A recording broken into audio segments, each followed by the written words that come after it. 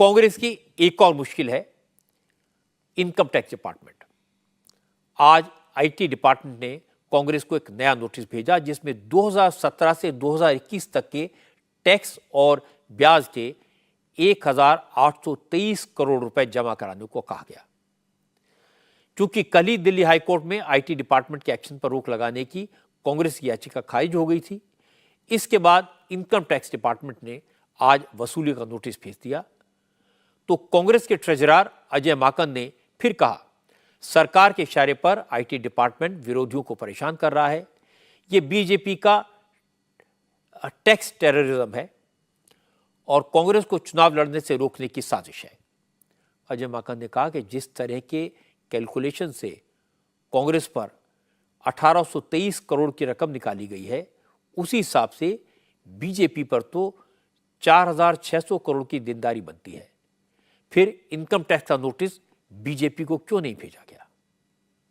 2017-18 के अंदर बीजेपी ने 1297 लोगों के डोनेशन जिन्होंने दिए हैं, उनका कोई एड्रेस, उनका कोई पता नहीं, और कुल कितनी राशि?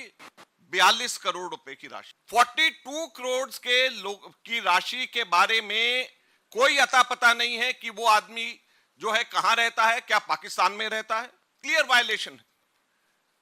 इनकम टैक्स ने ये 42 करोड़ की वायलेशन पे तो आंख पे पट्टी लगा ली। पिछले 2 सालों का जब एनालाइज किया तो पिछले 2 सालों में 253 लोगों के नाम नहीं, 2.5 करोड़ ऐसी राशि ली है जिसका नाम भी नहीं है। और इनकम टैक्स डिपार्टमेंट बीजेपी की इस कमी और हमारे इलेक्शन कमीशन इन सब चीजों के ऊपर आंख बंद करके बैठी हुई है। कांग्रेस सिर्फ सामने नजर आती। हम लोगों ने सारी की सारी वायलेशंस को उसी पैरामीटर से एनालाइज किया जिससे इन्होंने हमारे को गलत तरीके से एनालाइज किया। उससे 4600 करोड़ रुपया बीजेपी के ऊपर पेनल्टी लग। हम मांग करते हैं इनकम टैक्स से कि 4600 करोड़ रुपए बीजेपी से इसी वक्त उनको नोटिस दिया जाना चाहिए।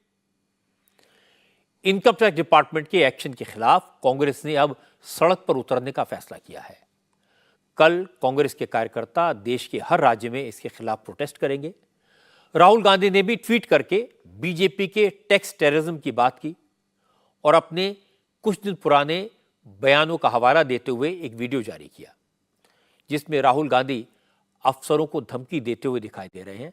राहुल कह रहे हैं कि अफसरों को नहीं भूलना चाहिए, एक न एक दिन बीजेपी की सरकार जाएगी और जब ऐसा होगा तो ऐसा एक्शन लिया जाएगा कि दोबारा कोई अफसर ऐसा करने की हिम्मत नहीं करेगा।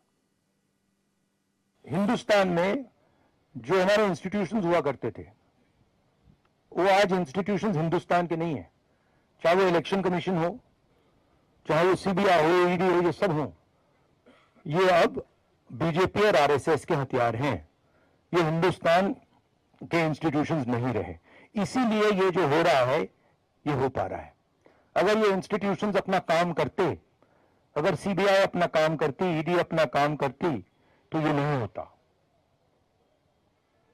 तो उनको ये भी सोचना चाहिए, ये जो सब कर रहे हैं, कि किसी ना किसी दिन बीजेपी की सरकार बदलेगी और फिर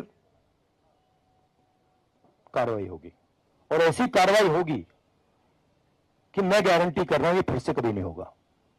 तो उनको भी सोचना चाहिए।